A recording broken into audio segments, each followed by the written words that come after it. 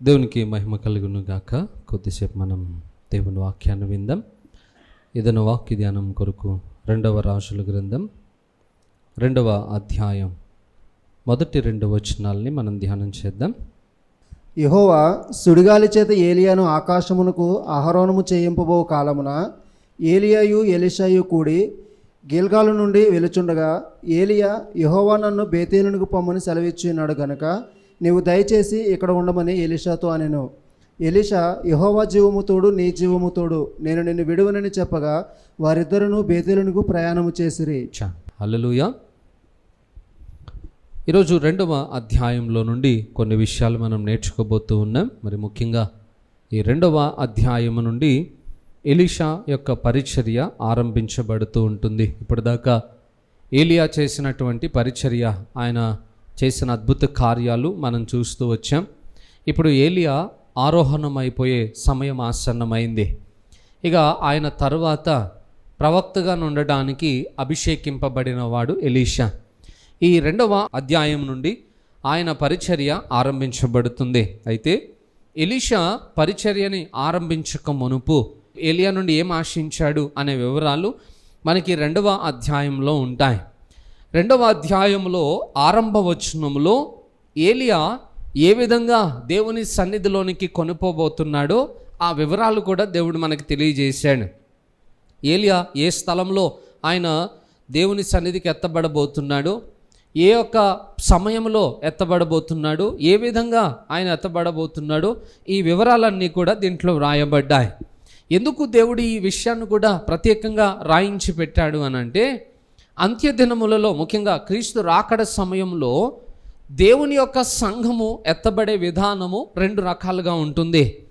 ఆ రెండింటిలో ఒకటి, అందరూ ఆ టైం వరకు ఎవరెవరైతే చనిపోయిన వారు ఉన్నారో వారందరూ కూడా క్రీస్తు పునరుత్థాన శక్తిని బట్టి సమాధుల్లో నుండి లేవనెత్తబడిన వారే క్రీస్తుని ఎదుర్కోవటానికి ఎత్తబడతారు. అది ఒక విధానం. రెండవది ఏంటనంటే, సజీవులమై ఉన్న వారందరూ కూడా రెప్పపాటున మహిమా శరీరములను ధరించిన వారు కూడా ప్రభువుని ఎదుర్కోవడానికి ఆకాశమునకు ఎత్తబడతారని తెస్సలోనిక పత్రికలో రాయబడింది. సో చనిపోయి పునరుత్థానము చెందే వారందరికీ కూడా మోషే యొక్క జీవితం లేదా ఆయన మరణము ఒక సాదృశ్యంగా వ్రాయబడి ఉంటే, ఏలియా యొక్క ఎత్తబడటం లేదా ఆయన ఆరోహణ సంఘటన ఆ సమయానికి అనగా క్రీస్తు రాకడ సమయానికి సజీవులై ఉన్నవారు ఏ విధంగా ఎత్తబడతారో ప్రభు సన్నిధికి, ఆ విధమైనటువంటి సాదృశ్యానికి ఏలియా యొక్క సంఘటన మనకి ఇక్కడ వ్రాయబడి ఉంది. ఏలియా మరణము చూడకుండానే, అనగా సహజంగా ఒక వ్యక్తి చనిపోయి ఆయన సమాధి చేయబడి ఇలాంటివి ఏవి కూడా ఏలియా జీవితంలో జరగకుండానే ఆయన దేవుని సన్నిధిలోనికి ఎత్తబడ్డాడు అన్నమాట. సో ఆ విధమైన విషయాన్ని దేవుడు ఏలియాకు తెలియజేశాడు. ఏలియాకే కాదు ఆ సంఘటన, ఏలియాతో పాటు అక్కడ శిష్యులందరికీ తెలిసింది ఆ విషయం, ఎలీషాకు కూడా తెలిసింది ఆ విషయం. అందుకే ఎలీషా ఏలియా వెంబడి వెళ్తూ ఉన్నాడట. అలా వెళ్తున్న సమయంలో ఏలియా ఎలీషాతోటి మాట్లాడుతున్నాడు, అయ్యా దేవుడు నన్ను బేతేలు అనే ప్రాంతానికి రమ్మన్నాడు. అప్పటికి వాళ్ళు గిల్గాల్లో ఉన్నారు. దేవుడు నన్ను బేతేలుకి రమ్మంటున్నాడు కనుక నువ్వు ఇక్కడనే ఉండు, నేను వెళ్తాను, నువ్వు నాతో పాటు రావద్దు అని చెప్పినప్పుడు ఎలీషా అంటున్నాడు, యెహోవా జీవము తోడు, నీ జీవము తోడు, నేను నిన్ను విడువను అని చెప్పి ఎలీషా ఏలియాతోటి మాట్లాడుతూ ఉన్నాడు. ఎందుకు ఎలీషా ఏలియా వెంబడి వెళ్ళాలని ఆశిస్తూ ఉన్నాడు? ఇంకెందుకు ఆయనతోటి పనే ఉంది?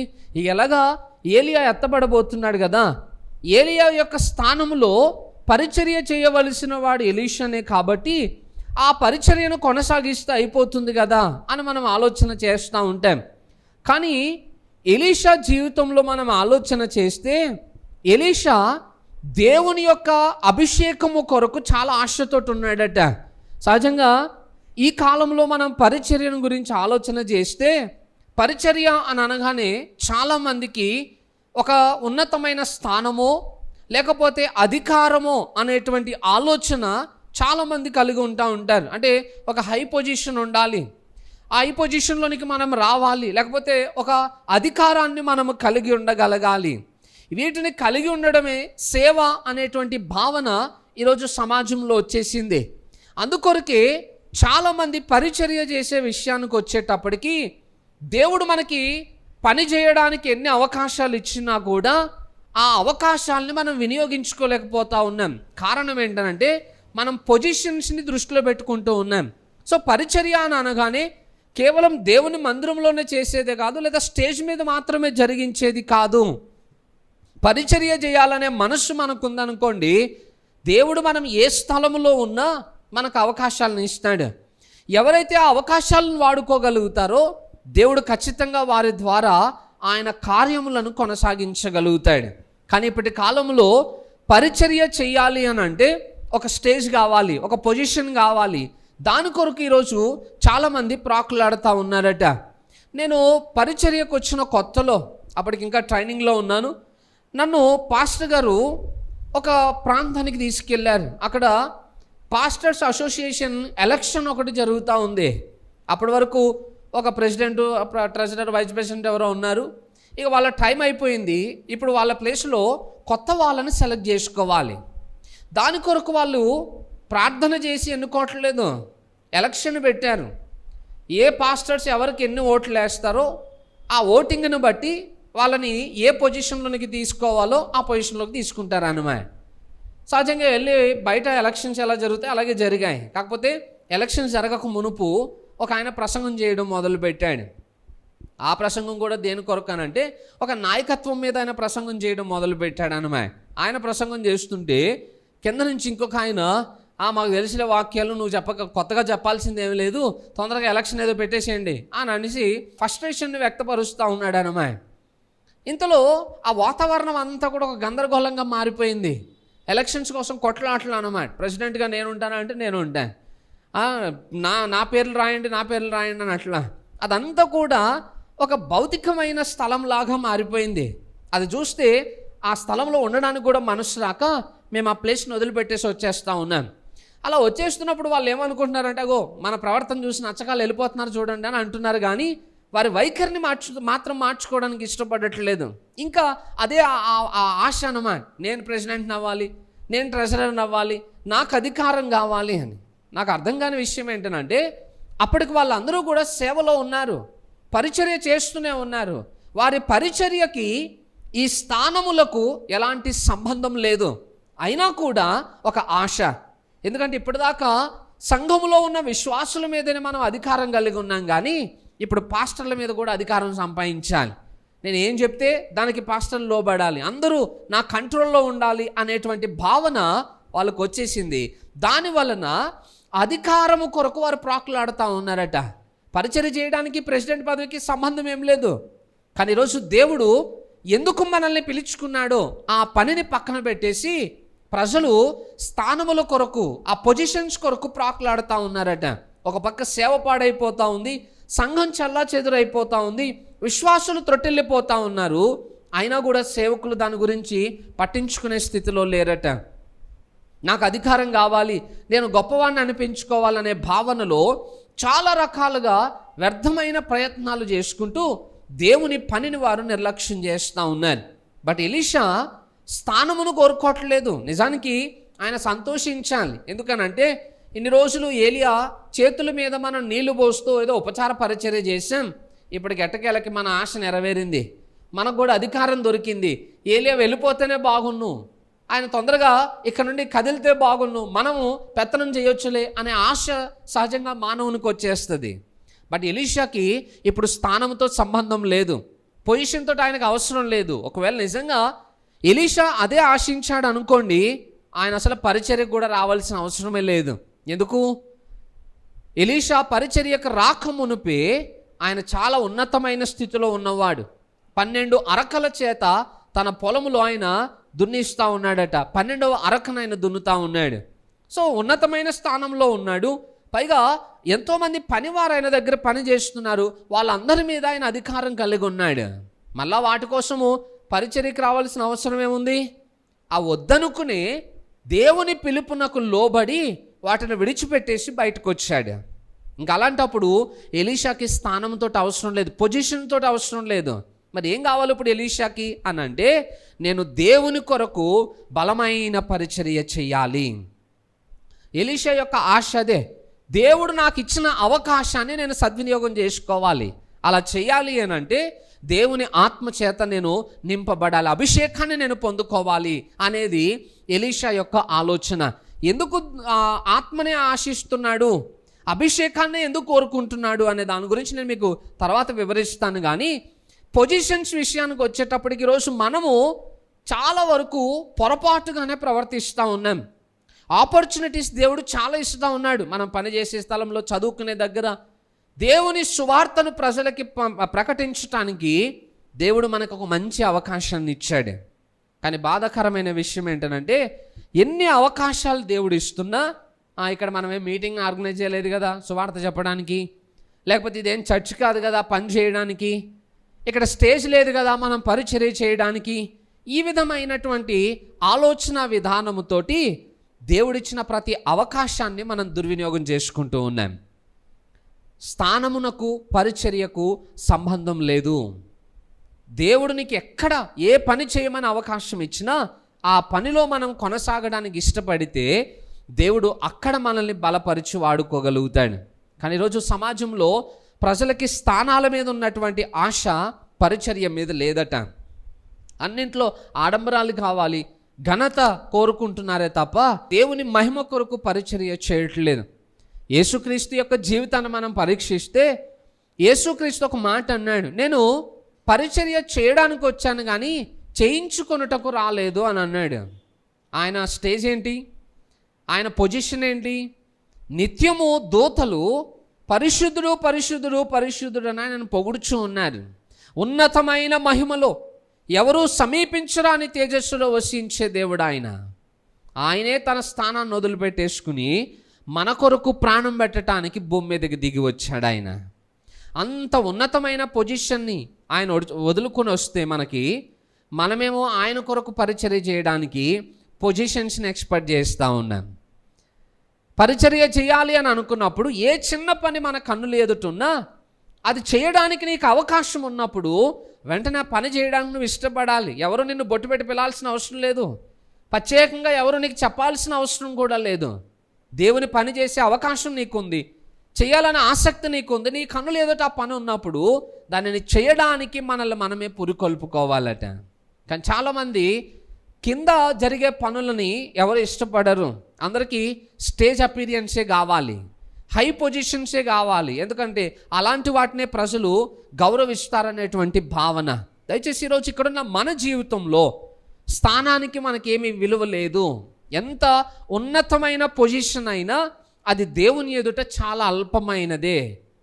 కాకపోతే మనం చేయాల్సింది ఏంటంటే మనము దేవుని స్థానాన్ని లేదా మనం ఉన్నతమైన స్థానాలను ఆశించి దేవుడిచ్చిన అవకాశాలని దుర్వినియోగం చేసుకోవడం కంటే దేవుడు మనకిచ్చిన ప్రతి అవకాశాన్ని వాడుకుని దేవుని కొరకు మనం పని చేయగలిగితే నిజంగా దేవుని యొక్క గొప్ప కార్యములను మనం చూడగలుగుతాం. అపోస్తలులు అందరూ అలాగే ప్రయాసపడ్డారు. వాళ్ళు ఎవరూ కూడా అధికారము కొరకు వాళ్ళు ప్రాకులాడలేదు, ఘనతను ఆపేక్షించలేదు. వారికి అప్పగించిన ప్రతి పరిచర్యని, దేవుడు వారికి ఇచ్చిన ప్రతి అవకాశాన్ని వారు సద్వినియోగం చేసుకుంటూ వెళ్ళారు. అందుకే ఆ ప్రాంతంలో అన్నిటికీ కూడా వారు ఆశీర్వాదకరంగా నిలబడగలిగారు. పేతురు మొట్టమొదటి ప్రసంగం చేసేటప్పుడు ఎక్కడైనా ఆయనకి పొజిషన్ ఇచ్చారా? పోనీ ఏమైనా వేల లక్షలతో ఏమైనా స్టేజ్లు వేశారా? ఏం లేదే. అక్కడికి వచ్చిన జనాంగం అంతటిని ఉద్దేశించి ప్రసంగం చేశాడు పేతురు గారు. 3,000 మంది రక్షింపబడ్డారు. మీరు అపోస్తుల కార్యం అంతా చదవండి. అపోస్తలులకు ఉన్న ఒక మంచి అలవాటు ఏంటంటే ఎప్పుడు కూడా వాళ్ళు పొజిషన్స్ని ఎక్స్పెక్ట్ చేయలేదు. ఎక్కడ సువార్త ప్రకటించడానికి అవకాశం దొరుకుతుంటే అక్కడ ప్రకటించేస్తూనే ఉన్నారు. వేలల్లో ఆత్మలు రక్షింపబడతా ఉన్నారు. మనమేమో స్థానాల కోసం ఎదురు చూస్తున్నాం కనుక మనకిచ్చిన అవకాశాలను మనము వినియోగించుకోలేకపోతూ ఉన్నాం. ఇప్పుడు ఎలీషాకి పొజిషన్తో పని లేదు, ఎవరో ఆయనను గొప్ప చేయాల్సిన అవసరం లేదు. ఆయన ఆశ ఏంటనంటే ఏలియా ఏ బాధ్యతనైతే నా మీద విడిచిపెట్టి వెళ్తున్నాడో దానిని నేను శక్తి లోపం లేకుండా చేయాలి. దాని విషయంలో నేను దేవుని ఎదుట నమ్మకస్తున్నై ఉండాలి. దేవుడు నన్ను ఆ పని కొరకు నియమించాడు కనుక ఆ పనిని నేను సంపూర్తి చేయాలి. ఇది ఎలీషాలో ఉన్నటువంటి దృఢమైనటువంటి ఆశ. ఆ ఆశ నెరవేర్చబడాలంటే ఇప్పుడు ఎలీషా కావాల్సిందేంటి? అధికారం కాదు, ఆత్మాభిషేకము కావాలి. ఆత్మాభిషేకం కావాలంటే ఊరికనే వస్తుందా? అంత ఈజీగా దొరకదు. దాని కొరకు సమర్పణ కావాలి. ఆశ ఒక్కటే ఉంటే సరిపోదు. ఎందుకనంటే ఆశ అనేది కేవలము ఆరంభను మాత్రమే మనకి ఇస్తుందట, బట్ సమర్పణ ముగింపు దాకా మనల్ని నడిపిస్తుంది అన్నమాట. ఈరోజు ఆశ అందరికీ ఉంది, బట్ సమర్పణ లేదు. ఆశ అందరినీ ఆరంభించేటట్టు చేస్తుంది. ఏదో ఒకటి మన ఆశ, దేవుని కొరకు ఏదో ఒకటి చేయాలి, ఏదో చిన్న దాంట్లోనైనా ఉపయోగపడాలి. కొన్నిసార్లు పాస్టర్ గారు మాకేం అవకాశాలు ఉండట్లేదు మీరు సంఘంలో పరిచర్య చేయడానికి. అవునా, మేమేమో జనాలు సరిపోవట్లేదు, మేము తనలాడుతూ ఉంటే మీకు అవకాశం దొరకట్లేదు, రండి పరిచర్య చేయండి అని అంటామా? ఓ 4 రోజులు చాలా ఉజ్జీవంతో ఆసక్తితో వచ్చేస్తారు. ఇక ఐదో రోజు నుండి బందీగా కనపడరు. పొద్దున్నే లేచి రాలేం పాస్టర్ గారు, లేకపోతే ఆ పని మేము చేయలేము, మాకు టైం సరిపోవట్లేదు. ఇది వాళ్ళు చెప్పేటువంటి మాటలు అన్నమాట. ఆశ ఒక్కటే సరిపోదు, సమర్పణ చాలా ప్రాముఖ్యం. ఎందుకనంటే సమర్పణ ఎక్కడ ఉంటుందో అక్కడ పని చేయాలనేటువంటి తృష్ణ మనలో ఉంటుందట. సమర్పించుకోవడం అంటే అర్థం ఏంటి? కంప్లీట్గా దేవుని స్వాధీనంలోనికి వెళ్ళిపోవాలా. ఇక దేవుడు ఏం చెప్తే అది చేయాలా. ఇక ఆ టయానికి నేను అలసిపోయి ఉన్నాను, నాకు ఓపిక లేదు, లేకపోతే నాకు ఇంకేవో పనులు ఉన్నాయి, ఇలాంటి మాటలు మాట్లాడకూడదు. అందుకే సేవా పరిచర్య అందరికీ సరిపడినది కాదు. కంప్లీట్గా నువ్వు అన్నింటిని వదులుకొని దేవుని కొరకు బ్రతుకుతాను అంటేనే సేవలో నువ్వు కొనసాగగలుగుతావు. మనకేమో సేవ అని అంటే ఒక పనిలాగా భావించి చేస్తూ ఉంటాం. పని వేరు, పరిచర్య వేరు. ఆ పరిచర్య టైంకి ఎలా ఉండాలంటే ఇది నేను లేకపోతే ఆ పని అయిపోతుంది కదా, నేను లేకపోతే ఈ పరిచర్య జరగదు కదా అనే భావనతోటి మనం కమిటెడ్గా పనిచేయడం ఆరంభించుకోగలగాలట. అపోస్తలులు సమర్పించుకున్నారు, వాళ్ళు కేవలం ఆశ కలిగి లేరు. అందుకే అధికారులతో అంటున్నారు, అయ్యలారా మేము మీ మాటకు లోబడాలా, దేవుని మాటకు లోబడాలా? మేమైతే దేవునికి లోబడతాం, మీరు ఏమైనా చేసుకోండి. చంపేసుకుంటారా, చంపేసుకోండి, పర్వాలేదు. కానీ మేము మాత్రము దేవుని పరిచర్య కొరకు సమర్పించుకున్నాం. ఏది కూడా మమ్మల్ని ఆపడానికి అవకాశము లేదు. అపోస్తలుడైన పౌలు కూడా సమర్పించుకున్నాడు దేవుని కొరకు. ఏంటనంటే నేను నా జీవితం యొక్క ముగింపు వరకల్లా నా పరుగును నేను కడముట్టించాలి, దేవుడు నాకు అప్పగించిన బాధ్యతను నేను సంపూర్తి చేయాలనేటువంటి సమర్పణ పౌలు జీవితంలో మనకు కనబడుతుంది. అందుకే ఎంత ప్రయాసమైనా ఎంత కష్టమైనా ఆయన తన పనిని ఎప్పుడు కూడా విడిచిపెట్టలేదట. అంటున్నాను, ఈరోజు మనకు ఆ సమర్పణ ఉందంటారా? మనం చేసే పనిలో అంత సమర్పణతోటి మనం పని చేస్తున్నామంటారా? ఈరోజు ఆ సమర్పణ లేదు కాబట్టే మన జీవితంలో పనిని కొనసాగించలేకపోతా ఉన్నాం. ఏదో 2 రోజులు ఆడంబరం చేస్తాం, హడావుడి చేస్తాం, 3వ రోజు చల్లబడిపోతూ ఉన్నాం. నిజంగా నీకు సమర్పణ ఉంటే నువ్వు దేవుని కొరకు కష్టపడతావు, దేవుని కొరకు అన్నింటిని వదులుకుని రాగలుగుతావు, దేవుని కొరకు ప్రయాసపడడానికి ఇష్టపడతావు. ఈరోజు సమర్పణ లేదు మన జీవితంలో. కానీ ఎలీషా దేవుని కొరకు సమర్పించుకోవటానికి ఇష్టపడ్డాడు. అందుకే ఎంత ప్రయాసపడ్డాడో తెలుసా? గిల్గాలు అనే ప్రాంతంలో వాళ్ళు ఉన్నారు. గిల్గాల్ నుండి ఏలియా అన్నాడు, నన్ను దేవుడు బేతేలుకి వెళ్ళమంటున్నాడయ్యా, నువ్వు ఇక్కడనే ఉండు అని అన్నాడు. ఎలీషా అన్నాడు, యెహోవా జీవంతో నీ జీవంతో నేను మాత్రం నిన్ను విడిచిపెట్టే ప్రసక్తి లేదు, రా నేను వస్తాను ఖచ్చితంగా నీతో పాటు అని అనగానే సరే పద అని చెప్పి బేతేలుకి వెళ్ళా. బేతెల్లో కూడా మళ్ళీ ఏలియా అంటాడు, అయ్యా నువ్వు ఇక్కడనే ఉండు, దేవుడు నన్ను ఎరుకోక రమ్మంటున్నాడు, నేను అక్కడికి వెళ్తానులే అని అంటే మళ్ళా అదే స్టోరీ, యెహోవా జీవంతో నీ జీవంతో నేను నిన్ను వదలన్నాడు. ఏలియా ఏమో అసలు నువ్వు నా వెనకాల రావడానికి నీకు ఏం కావాలయ్యా అని ఆయన అడగడు. ఇగో నాకు ఇది ఇచ్చేస్తే నేను వదిలిపెట్టి వెళ్ళిపోతాను కాదని ఎలీషా కూడా చెప్పడు. ఇదే డైలాగ్, నేను నిన్ను విడవను, అంతే, నిన్ను వెనకాల వస్తాను. సరే పద అని చెప్పి మళ్ళీ ఎరుకోకు తీసుకెళ్ళాడు. ఎరుకలో అన్నాడు, దేవుడు నన్ను యోర్దానికి రమ్మంటున్నాడయ్యా, అక్కడికి వెళ్తాను, నువ్వు ఇక్కడనే ఉన్నానంటే నేను ఎందుకు ఉంటాను ఇక్కడ, నేను నీతో పాటే వస్తా యోర్దానికి పద అన్నాడు అని. అంటే ఇన్ని ప్రాంతాలు ఎలీషా ప్రయాణం చేస్తూ ఏలియా వెంబడి వెళ్తున్నాడు అని అంటే అదంత ఈజీ కాదు. ఎంత ఆశతోటి ఉన్నాడో ఆలోచన చేయండి. సహజంగా ఒక ప్రాంతానికి వెళ్తాం, ఎక్స్పెక్టేషన్స్ అనమాట, ఏలియా నన్ను అడిగితే బాగును. ఇప్పుడు వెనకాల నడుస్తూ ఉంటాం కదా, ముందు ఏలియా వెళ్తాడు, వెనకాల మనం వెళ్తూ ఉంటాం. ఏలియా నన్ను అడిగితే బాగుంది, నీకు ఏం కావాలని, నడవలేకపోతున్నాను, కాలు నొప్పులు వచ్చేస్తూ ఉన్నాయి, ఈ అడిగేస్తే బేతెల నుంచి మళ్ళీ రిటర్న్ అయిపోవచ్చు. ఎందుకంటే చాలామంది అనుకున్న దానికి అనుకున్న టైంకి నెరవేరలేదు అనుకోండి, అప్పుడు అందరం జాన్ మార్కులు అవుతాం, మధ్యలోనే పారిపోయి వచ్చేసే టైప్ అన్నమాట. ఎలీషాది ఆ టైప్ జీవితం కాదు. అనుకున్నది దొరికేంత వరకు వెంటాడుతూనే ఉన్నాడు అన్నమాట. అందుకే బేతేలుకు వెళ్ళాడు, ఎరుకోకు వెళ్ళాడు, యోర్ధానుకు వెళ్ళాడు. యోర్ధాను నది దాటిన తర్వాత అప్పుడు ఏలియా అడుగుతున్నాడు, నేను నీ వద్ద నుండి కొనిపోబడక మునుపు నేను నీకు ఏం చేయాలని కోరుకుంటున్నావు? సార్, ఈ మాట బేతేలు అడుగుంటే మేము ఇంత దూరం నడవకపోయేటోని కదా సార్ అని అన్నాడు ఎలీషా. అక్కడ లేదు, ఎలీషా తన ఆశను చెప్తా ఉన్నాడు అన్నమాట. ఏలియా లాస్ట్లో అడిగాడు. బహుశా నేను అనుకుంటాను ఎలీషాని ఏలియా చాలా పరీక్షించుండొచ్చు. ఈయన ఎంత ఆసక్తి కలిగినాడో చూద్దాం, ఎంతవరకు నా వెనకాల రావడానికి ఆ ఆసక్తిని చూపిస్తున్నాడో చూద్దామని పరీక్షించుండొచ్చేమో బహుశా. ఎలీషా కూడా ఏం తక్కువడేం కాదు, 2 అంతలు ఆశిస్తున్నాడని అంటే దానికి తగిన ప్రయాసం కూడా ఉండాలి. మరి నేను అంటాను, ఒకవేళ అదే పరిస్థితుల్లో ఒకవేళ మనం ఉన్నామనుకో, మనం అంత దూరం ప్రయాణం చేస్తామంటేనా, మనకి స్థానం కావాలి. అమ్మాయి ఏలి వెళ్ళిపోతున్నాడు, గొడవ వదిలిపోయింది, ఇక నుండి మనమే బాస్లం అయిపోదాం, మనదే అధికారం, ఇక మనం ఏం చెప్తే అది నడుస్తుంది, ఈ విధమైన ఆలోచనతో ఉంటాయి. ఇంకా కొన్నిసార్లు ఏలియా ఎప్పుడు వెళ్ళిపోతాడో అని కూడా చూస్తాం మనం. ఎందుకంటే ఏలియా తర్వాత ఎలీషానే పరిచర్య. ఈయన నన్ను పరిచర్యకి పిలిచాడు, ఇంకా వెళ్ళట్లేడు, నాకు అవకాశం ఇవ్వట్లేడు, ఈ విధమైన ఆలోచనలే చాలాసార్లు అనిపిస్తూ ఉంటాయి. బట్ ఎలీషాకి ఇప్పుడు ఏలియా వెళ్ళిపోవడం కాదు కావాల్సింది, ఏలియాలో ఉన్న అభిషేకం డబల్ ఈయనకు కావాలి. అందుకొరకు ఎంత దూరమైన ప్రయాణం చేస్తున్నాడు, ఎంత ప్రయాసమునైనా అనుభవిస్తూ ఉన్నాడు.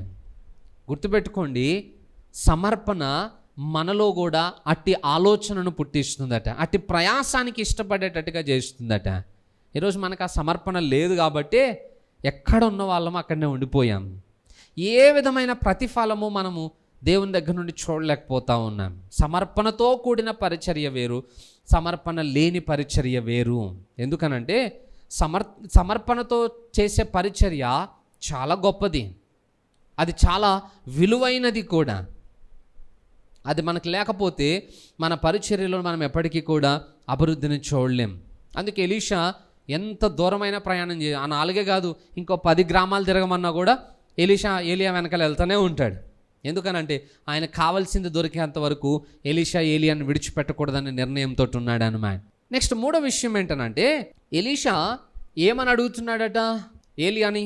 ఆ 9వ వచనం చూడండి, 2వ అధ్యాయం 9వ వచనం. వారు దాటిపోయిన తర్వాత ఏలియా ఎలీషాను చూచి, నేను నీ యొద్ద నుండి తీయబడక మునుపు నీ కొరకు నేనేమి చేయకూడదు దాన్ని అడుగుమని చెప్పగా, ఎలీషా నీకు కలిగిన ఆత్మలో 2 పాలు నా మీదకి వచ్చినట్లు దయచేయమని. చాలు, ఎంత అడిగాడట? నీకున్న ఆత్మలో నాకు డబల్ కావాలి, 2 పాళ్ళు కావాలి నాకు అని అడిగాడట. సహజంగా ఎవ్వరు అంత ఆశించం. ఒకవేళ ఎలీషా ప్లేస్లో మీరుండి ఏలియా మిమ్మల్ని అడిగాడు అనుకోండి, నేను వెళ్ళిపోతున్నాను కదా నీకు ఏమైనా చేయమంటావా అని అడిగాడు అనుకోండి, మీరు ఏం అడుగుతారు? ఏం అడగకుండా అయితే ఉండం. ఎందుకంటే 4 ఊర్లు తిరిగాం, మరి 4 ఊర్లు ఊరికనే తిరుగుతామా ఏం ఆశ లేకుండా? అంత దూరం వెళ్ళామంటే కనీసం ఏదో ఎక్స్పెక్ట్ చేస్తాంగా, ఏదోటి అడుగుతాం. ఏం అడుగుదాం అనుకుంటున్నారు మీరు? సరే, లోక సంబంధమైన గురించి వదిలేని పోయినాయి, పక్కన పెట్టేద్దాం ఈరోజు. కానీ ఒకవేళ ఆత్మ సంబంధమైనవి అడిగితే ఏం అడుగుతారు మీరు? ఒకవేళ అడిగినా ఎంతవరకు అడుగుతామో తెలుసా? అయ్యా, నీ మీద ఉన్న అభిషేకం నాకు కూడా వచ్చేటట్టు చెయ్యి అని అడుగుతాం. ఎందుకంటే మన మైండ్లో ఒకటి ఉంటుంది ఏంటంటే, మన గురువులకి మించి మనం ఎప్పుడు ఏది చెయ్యలేము, వాళ్ళు పెద్దోళ్ళు అండి, వాళ్ళు బాగా చేస్తారు, మనం ఏదో కనీసం కొంచెం అయినా చేయాలి కదా అనే ఆలోచన ఉంటుందే తప్ప, గురువుల కంటే గొప్పగా మనం ఏదైనా చేయాలి అనే ఆలోచన అసలు మన మైండ్లో ఉండదు. అలా చేస్తాము అనే ఆలోచన కూడా మన జీవితంలో అవకాశం ఇవ్వం. బట్ ఎలీషా ఏమడుగుతున్నాడు? నువ్వు చేసినట్టు కాదు, నీకంటే డబల్ నేను చెయ్యాలి, 2 పాళ్ళు ఆత్మను నేను పొందుకోవాలి నీ దగ్గర నుండి అని అడుగుతున్నాడు అన్నమాట. అది చాలా కష్టతరమైనదే. ఏలే కూడా అదే అంటాడు, నువ్వు అడిగింది చాలా కష్టతరంగా ఉంది అని అంటాడు. ఎందుకంటే ఎలీషా అంత ఆశతోటి ఉన్నాడు. ఎందుకు ఆ కోరికను కోరుకున్నాడు అని అంటే, ఏలియా కంటే గొప్పోడిని అనిపించుకోవాలనేది కాదు ఆయన ఆలోచన. ఏలియా కంటే గొప్ప పరిచర్య నేను చేయాలి. ఎందుకంటే ఇప్పుడు ఏలియా నన్ను విడిచిపెట్టి వెళ్తున్నప్పుడు ఆ బాధ్యత నేను మోయాలి, ఆ పనిని నేను కడముట్టించాలి. దేవుడు నాకు ఎంతవరకు అవకాశం ఇచ్చాడో దాన్ని నేను సంపూర్తి చేయాలనేటువంటి ఆ ఆశ ఎలీషాలో అట్టి ఆలోచనను పుట్టించిందట. నాకు 2 పాళ్ళు ఆత్మను నీ దగ్గర నుండి నన్ను కావాలి అనేసి ఎలీషాను అడుగుతున్నాడు. నిజంగా హానెస్ట్లీ మనం ఆలోచన చేస్తే మనం అయితే 2 పాళ్ళు అడగలేము కూడా, ఎందుకంటే మనం అంత ఆశించలేము. కానీ ఎలీషా ఆ ఆశను కలిగి ఉన్నాడు. ఎందుకనంటే ఆయన అందరిలో ఒకడిగా ఉండాలనుకోవట్లేదు, అందరి కొరకు ఒకడిగా బ్రతకాలనేది ఎలీషా యొక్క ఆశ. పరిచర్యలో 2 రకాల గుంపులు ఉంటారట. ఒకటి పరిచర్యను పనిలా చేసే వాళ్ళు ఒకళ్ళు ఉంటారు, పరిచర్యను బాధ్యతతో చేసే వాళ్ళు ఒకళ్ళ ఉంటారు. పనివాడు వేరు, యజమాని వేరు. అవునా? పనివాడు జీతానికి పని చేస్తాడు అంతే. వస్తాడు, టైం అయిపోయింది అనుకోండి, అన్నీ అక్కడ పడేసిపోతాడు. పని చేసామా లేదా, పని జరిగిందా లేదా, ఇవన్నీ ఆలోచన చేయడం అన్నమాట. కానీ యజమాని పద్ధతి అలా కాదు. యజమాని ఏదైనా పని చేయాలనుకున్నాడు అనుకోండి, యజమాని చాలా జాగ్రత్తగా చేస్తాడు. ఎందుకు? అందులో ఏ చిన్న లోపము జరిగినా ఆ లోపము మరలా ఆయన మీద భారాన్ని పెంచుతుంది కనుక పని చేసేటప్పుడు చాలా జాగ్రత్తగా చేస్తాడు. పైగా నైపుణ్యతతో చేస్తాడు. పని కంప్లీట్ అయిపోయేంత వరకు చేస్తూనే ఉంటాడు. పనివాని పద్ధతి అలా ఉండదు. అందుకే యేసుప్రభు అంటాడు, నేను గొర్రెలకు మంచి కాపరిని. జీతగాడు తన ప్రాణంను కాపాడుకోవడానికి గొర్రెలను అడ్డు పెడతాడు, బట్ కాపరి తన ప్రాణమును అడ్డుపెట్టి గొర్రెలను కాపాడుకుంటాడు. ఈరోజు పరిచర్య చేసే విషయంలో పని కోసం పనిలాగా చేసే వాళ్ళు వేరు. మన పని అంతే, ఓ మీటింగ్ పెట్టాలి, పెట్టేశాం. అయ్యో వారంలో ఈ పరిచర్య చేయాలి, చేసేసాం, అయిపోయింది అంతే. ప్రతిఫలం గురించి వాళ్ళు ఏమి ఆశించరు. ప్రజల్లో మార్పు కలుగుతుందా లేదా అని ఏం పరీక్షించరు. డ్యూటీ అంతే. ఇప్పుడు మనం కంపెనీలో జాబ్ చేస్తాం, యజమానికి నష్టం వస్తుందో లాభం వస్తుందో మనం ఏమైనా అడుగుతామా? మనకు ఆ రోజు వరకు ఎంత టార్గెట్ ఇచ్చాడో అది కంప్లీట్ చేసి వస్తాం అంతే. మన డ్యూటీ అంతవరకే. నెల ఆఖరు అయిపోగానే మన జీతం మనం తెచ్చుకోవాలంతే. ఆయన నష్టపోతే ఎందుకు, రోడ్డు పడితే మనకెందుకు, ఏం జరిగితే మనకెందుకు, మనకు దాంతో సంబంధం లేదు కదా. పనివాని పద్ధతి అన్నమాట. బట్ యజమాని అలా ఉండగలుగుతాడా? ఉండలేడు. అందుకే పరిచర్యను బాధ్యతతో చేసేవాడే దేవుని కొరకు ఏదైనా సాధించగలుగుతాడట. అలా చేయాలి అని అంటే అది చేయాలనేటువంటి ఆశను మనము కలిగి ఉండగలగాలి. నెక్స్ట్, పరిచర్యని జీతం కోసం చేసేవాళ్ళు వేరు, బహుమానం కోసం చేసేవాళ్ళు వేరు. జీతం నెల నెల దొరుకుతుంది, బహుమానం ఒకసారే దొరుకుతుంది. పౌలు ఆ బహుమానము కొరకే ఆయన పరుగు పందెంలో ఆయన ఓపికతో పరుగులెడుతూ ఉన్నాడట. ఎందుకు? అంత్యదినములో నాకు ఒక బహుమానమును దేవుడు సిద్ధపరుచుంచాడు, అది నేను పొందుకోవాలనే ఆశ. ఈరోజు మన లైఫ్లో కూడా జీతం కోసం పనిచేద్దామా, బహుమానం కోసం పనిచేద్దామా?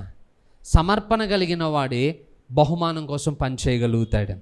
బహుమానం ఒకసారి దొరుకుతుంది, కానీ శ్రేష్టమైనది దొరుకుతుంది. ఆ బహుమానాన్ని దృష్టిలో పెట్టుకుని ఇప్పుడు భూమి మీద కష్టపడాలట. మనకేమి ఇప్పుడు అన్నీ దొరకాలి. ఇప్పుడు లోకం ఎలా అయిపోయింది అని అంటే, ఏదైనా ఒక మీటింగ్ పెట్టామనంటే జీతం దొరకాలి ఆ రోజు. బాధాకరమైన విషయం, లెంట్ డేస్ వస్తాయా? 40 రోజులు, 40 డేస్ లెంట్ డేస్ వస్తాయి. 40 డేస్ లెంట్ డేస్లో కొన్ని సంఘాల్లో ఒక్కొక్కరు ఒక్కొక్క ఇంట్లో మీటింగ్ పెట్టుకుంటారట. దేనికి పెడతారు? మన దృష్టిలో భక్తి అండి, ఉపవాసాలు ఉంటున్నారు కదా, ప్రార్థన చేయండి. కానీ మీకు తెలుసో లేదో, నేను కొంతమంది నోటి నుండి విన్నాను. ఏంటంటే, ఒక ఇంటికి వాళ్ళ మీటింగ్కి వెళ్తే ఆ రోజు కనీసం 1000 రూపాయలు కానుక చదివించకపోతే ఆ ఇంటి నుండి కదలరటాలు. లెంట్ డేస్లో 40 రోజులు 40,000. బాగుందిగా. ప్రతి సంవత్సరం లెంట్ డేస్ కోసం ఎదురు చూస్తే అయిపోద్దిగా. అంటే పరిచర్య అని అంటే జీతం కావాలి. ఇప్పుడు ఏదన్నా ఒక చోట మీటింగ్ పెడితే డబ్బు సంపాదించాలి. ఈరోజు లోకం అంతా అలాగే మారిపోయింది. ఏదైనా దొరకాలి. అలా దొరికే చోటనే పరిచర్య చేస్తారు. ఏమి దొరకలేదు అనుకోండి, పరిచర్య జోలికి వాళ్ళు రావట్లేదా? అలాంటి భయంకరమైన పరిస్థితులు ఈరోజు సమాజంలో చూస్తూ ఉన్నాం. కానీ గుర్తుపెట్టుకోండి, సమర్పణ కలిగిన వాడు జీతం కోసం చూడడు, దేవుడు అనుగ్రహించే బహుమానం కోసం ఎదురు చూస్తూ ఉంటాడట. అపోస్తలులకి ఎవరు జీతాలు ఇచ్చారు అంత సమర్పణతో పనిచేయడానికి? పౌలుకి ఎవరు జీతం ఇచ్చారు అంత కష్టపడి పరుగులు పెట్టడానికి? ఇంకా వీళ్ళే ఉద్యోగాలు చేసుకుని డబ్బు సంపాదించి తమతో పాటు ఉన్న వారు అందరు అక్కర్ల కొరకు వీళ్ళు ప్రయాసపడ్డారట. కానీ ఎవరి దగ్గరికి వెళ్ళి జీతం కోసం ఎప్పుడు చేయి చాపిన దాఖలాలు అపోస్తలుల జీవితాల్లో మనం చూడం. అది సమర్పణ అంటే. ఆ సమర్పణ ఈరోజు సంఘాల్లో కనబడట్లేదు కాబట్టి పరిచర్యలో ప్రతిఫలం మనం చూడలేకపోతున్నాం. ఎలీషా నమ్మకమైన పరిచర్య చేశాడు, అందుకే ఆయన బహుమానమును ఆశించి పనిచేస్తున్నాడు. నెక్స్ట్, మూడవది ఏంటంటే, మెప్పు కోసం పనిచేసే వాళ్ళు వేరు, దేవునికి గొప్ప కలుగునట్లుగా పరిచర్య చేసే వాళ్ళు వేరు. మెప్పు కోసము అని అంటే, మన చుట్టూ ఉన్న వాళ్ళు చూస్తున్నారు అనుకోండి, ఇక పెద్ద హడావిడి చేస్తాం. నాకు ఒక స్టోరీ గుర్తొస్తుంది. ఎట్లా అంటే, ఒక రైతు దగ్గరట ఒక ఎద్దు ఒక నక్క 2 ఉండేటట. రోజు వాటిని పొలానికి తోలేటోడట. ఆయన రోజు పని చేసి అవి సాయంత్రానికి ఇంటికి రావాలి. ఎద్దేమో దినమంతా పొలంలో పడి గొడ్డు చాకరీ చేసి సాయంత్రం అయ్యేటప్పటికి నీళ్ళలో ఆ అంటిన మట్టి అంతా కడుక్కుని ఇంటికి వచ్చేదట. నక్క దినమంతా పొలాల్లో తిరిగి నత్తలు ఎరుకుని తినేసి సాయంత్రం బురదలో దొల్లేసి ఇంటికి వచ్చేదట. ఇప్పుడు చూసిన యజమానికి ఆ రెండింటిలో ఏది పనిచేసినట్లు కనబడుతుంది? నక్క, ఎద్దా? నక్కే, ఎందుకంటే దాని ఒంటి నిండా మట్టి ఉంది కాబట్టి. యజమానికి కోపం వచ్చి కర్ర తీసుకుని ఎద్దును గట్టిగా బాధపెట్టాడట. ఎద్దుకేమో అర్థమయ్యేది కాదు, ఇది నన్ను ఎందుకు కొడుతున్నాడు ఇంత కష్టపడి పని చేసి వస్తుంటేనని. బట్ నక్క జిత్తులు మారదు కదా, దాని తెలివితేటలు వేరు. ఇక రోజు అదే పద్ధతి. ఇంకా నాకేమో బలాదురు తిరుగుతుంది, సాయంత్రం అయ్యేటికి బురదలో దొల్లి వస్తూ ఉంది. దీన్నే మెప్పు కోసం పని చేయడం అంటారు అన్నమాట. యజమాని చూడాలి, యజమాని మనల్ని అభినందించాలి, అప్పుడే మనం పని చేస్తాం. యజమాని చూడలేదు అనుకోండి, ఇక చీలలో పడి నక్క తిరిగినట్టు మనం కూడా అలా బలాదురు తిరుగుతాం అంతే. ఒకరోజు యజమాని అనుకోకుండా పగలు ఏదో పని మీద పొలానికి వెళ్ళేటప్పటికి ఎద్దేమో గొడ్డు చాకరీ చేస్తూ ఉంది, నక్కేమో పొలాల్లో పడి తిరుగుతూ ఉందట. గమనించాడు. సాయంత్రం అయ్యే టయానికి ఎద్దేమో కడుక్కుని వస్తుంది, నాకేమో బురదలో దొల్లి వస్తూ ఉంది. ఈరోజు కూడా ఎద్దు పని అయిపోయింది అనుకున్నాడట నక్క. కర్ర రోజు ఎద్దు మీద పడేది, ఈరోజు నక్క మీద పడ్డది అన్నమాట. ఎందుకు? రియాలిటీ బయటపడింది. ఈరోజు మనం కూడా నక్క లాంటి వాళ్ళం. మన పరిచర్య కూడా అలానే ఉంటుంది. నలుగురు చూస్తేనే చేస్తాం, నలుగురు చూసేదైతేనే చేస్తాం, నలుగురు నుండి మెప్పు కలిగేదైతేనే చేస్తాం, లేకపోతే పరిచర్య చెయ్యం. కానీ సమర్పణ కలిగిన వాడు ఎవరు చూసినా చూడకపోయినా దేవుడు నన్ను పిలుచుకున్నాడు, ఏర్పరచుకున్నాడు, ఆయన నన్ను నమ్మి ఉన్నాడు కనుక నేను ఆ పనిని సంపూర్తి చేయాలనే ఆశతోటి పనిచేస్తాడట. ఎలీషాకి ఇప్పుడు ఆశ ఉంది, అందుకే స్థానంతో నాకు అవసరం లేదు, నాకు ఇప్పుడు అభిషేకం కావాలి. అందుకొరకు ఏలియా వెనకాల వెళ్ళి ఏలియాని అడుగుతున్నాడు. రూతు కూడా అదే విధమైన పద్ధతిలో నయోమిని వెంబడించింది. ఆమంటది, నీ జనమే నా జనం, నీ దేవుడే నా దేవుడు, నువ్వు ఎక్కడుంటావు నేను అక్కడే ఉంటాను. ఆ కమిట్మెంట్ ఆమె కలిగి ఉంది, అన్యురాలు ఆమె. కానీ ఆమె సమర్పణ యేసుక్రీస్తు యొక్క వంశావళిలో ఆమె పేరు చేర్చబడటానికి ఆమె యోగ్యురాలుగా ఎంచబడింది. ఒక అన్యురాలి పేరు వంశావళిలో చేర్చబడింది, యేసుప్రభు వంశావళిలో చేర్చబడింది. ఎంత అద్భుతమైన భాగ్యం ఆమె పొందుకుందో చూడండి. సమర్పణ లేకపోతే అలాంటివి దొరుకుతాయా? దొరకవు. సమర్పణతోటే అంత గొప్ప ఆశీర్వాదాలు దొరుకుతాయి. మరి మనకు సమర్పణ లేకపోతే అది ఎలా చేయగలుగుతాం? ఆలోచన చేయండి. హల్లెలూయా. సరే, చివరికి ఇంకొక విషయం, అసలు అభిషేకాన్ని ఎందుకు అడిగాడు అని అంటే, అభిషేకం లేకుండా కూడా పరిచర్య చేయొచ్చు. కానీ పరిచర్యలో ప్రతిఫలం దొరకాలి అని అంటే నీ వాక్చాతుర్యం పనికిరాదు. ఇప్పుడు ఆత్మచేత నింపబడకుండా కూడా వాక్యం చెప్పొచ్చు. వాక్చాతుర్యంతో కొంతమంది మాటల మాంత్రికులు ఉంటారు. ఎలా అంటే ఇక వాళ్ళు మనుషులందరినీ వాళ్ళ వైపు ఆకర్షించేస్తారన్నమాట, అంత అద్భుతంగా మాట్లాడతారు వాళ్ళు. కానీ ఎంత వాక్చాతుర్యంతో మనం మాట్లాడినా, వాక్యాన్ని బోధించినా అక్కడ వచ్చే రిజల్ట్ ఏం ఉపయోగం ఉండదు అన్నమాట. ఎందుకంటే ప్రజలు అనొచ్చేమో, అద్భుతమైన ప్రసంగం చేశారండి, చాలా బాగుందండి, కొత్త విషయాలు మాకు చెప్పారండి అని ప్రజలు పొగుడుతారు. కానీ అక్కడ ఆ ప్రజల హృదయాల్లో పాపం పట్ల భయం కలగదు. వాక్చాతుర్యం వలన వాళ్ళ జీవితాల్లో మారు మనస్సు పుట్టదు, సంఘములలో క్రమశిక్షణ కలగదు, ప్రజల హృదయాలు కదిలించబడవు. ఎందుకనంటే ఇవన్నీ చేయవలసింది పరిశుద్ధాత్మ దేవుడే. ఆయనే మనతోటి లేకపోతే ఇక మనం పరిచర్య చేయడం వలన ఎవరి జీవితాలు బాగుపడతాయి? ఏ ప్రాంతాలు దీవించబడతాయి? వాక్చాతుర్యముతోటి ప్రజలను ఆకర్షించవచ్చు, బట్ ప్రజలని క్రీస్తు వైపుకు ఆకర్షించలేం, మన వైపుకు ఆకర్షింపబడతారంతే. ఎలీషాకు అలాంటి పరిచర్య అవసరం లేదు. ఎందుకంటే ఆ శిష్యులు అందరూ అడుగుతున్నారు, ప్రతి ప్రాంతంలో శిష్యుల పాఠశాలలు ఉన్నాయి. వాళ్ళు అడుగుతున్నారు, అయ్యా ఇంకా నీ గురువునే దేవుడు తీసుకెళ్ళిపోతున్నాడు కదా, నువ్వు వచ్చేసే మా మీద అధికారిగా ఉండు, మాకు నాయకుడు అయి ఉండి మమ్మల్ని నడిపించానంటే ఎలీషా అంటున్నాడు, మీరు సైలెంట్గా ఉండండి, ఏం చేయాలో నాకు తెలుసు. ఎలీషా అధికారం కొరకు ప్రాకులాడిన వాడైతే వాళ్ళందరూ వీళ్ళు కూడా నన్ను రిసీవ్ చేసుకోవడానికి ఇష్టపడుతున్నారు కాబట్టి వెళ్దాం, అధికారం చేద్దాం అనుకునేవాడు. కానీ ఎలీషాకు కావాల్సింది ఆత్మాభిషేకం.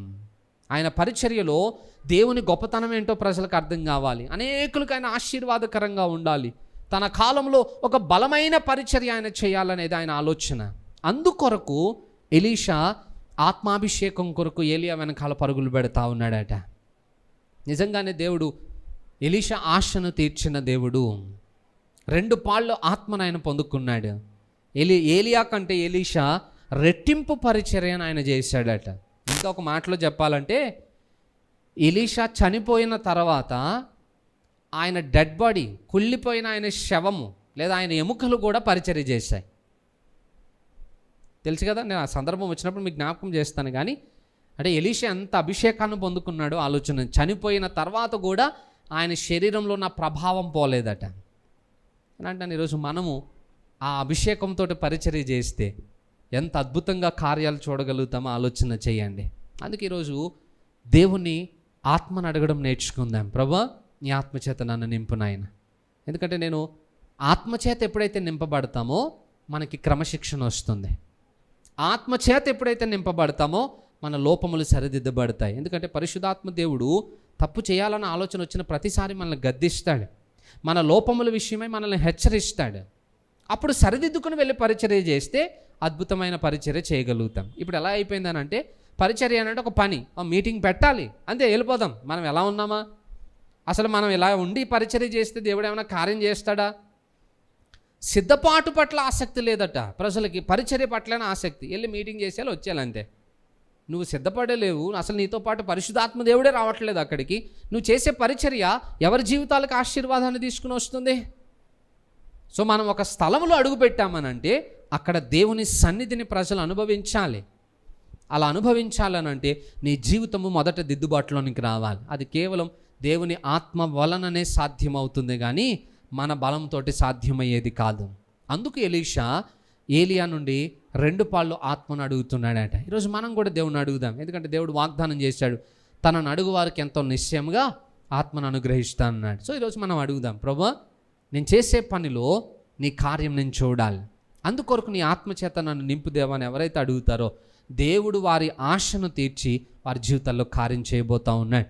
ఎలీషా ఈ ఆత్మను పొందడానికి ఆయన ఇంకెంత ప్రయాసపడ్డాడో తర్వాత అంశాల్లో మనం నేర్చుకుందాం. ఈరోజు మాత్రం మనం దేవుడిని అడుగుదాం, ప్రభువా, ఇంతకాలం నీ సహాయం లేకుండా నా బలంతో నేను పరిచర్య చేశాను, ఇప్పుడు నీ బలంతో నేను పరిచర్య చేయాలనుకుంటున్నాను అని దేవుడిని అడగండి. దేవుడు అద్భుతంగా మనకు సహాయం చేస్తాడు. ఎందుకంటే పరిశుద్ధాత్మ అభిషేకం లేకుండా చేసే పరిచర్య అంతా డ్రైగా కనబడుతుంది అన్నమాట. అన్నీ జరుగుతాయి, బట్ ప్రతిఫలం ఉండదు.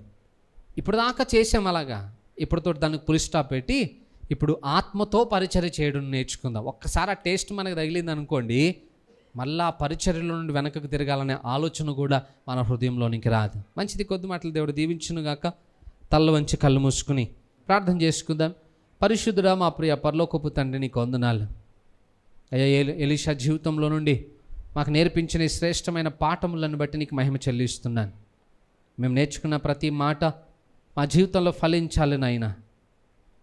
వాటన్నిటిని మేము అనుసరించి జీవించాలి. ఎలీషా వల్లే మేము కూడా యోగ్యమైన వాటిని ఆశించి వాటిని పొందుకొని వాటి ద్వారా నీ పరిచర్యలో నీ కొరకు గొప్ప కార్యాలు చేయాలని ఆశిస్తూ ఉన్నాం. మా ఆశను మీరు తీర్చండి, మా మనవులను మీరు ఆలకించండి నాయన. వచ్చిన ప్రతి బిడ్డను దీవించండి. ఈ మాటలు అందరి జీవితాల్లో మీరు ఫలింపచేయండి. తిరిగి క్షేమంగా వారి గృహాలకు నడిపించమని యేసు నామములో ప్రార్థిస్తున్నాము తండ్రి. ఆమెన్.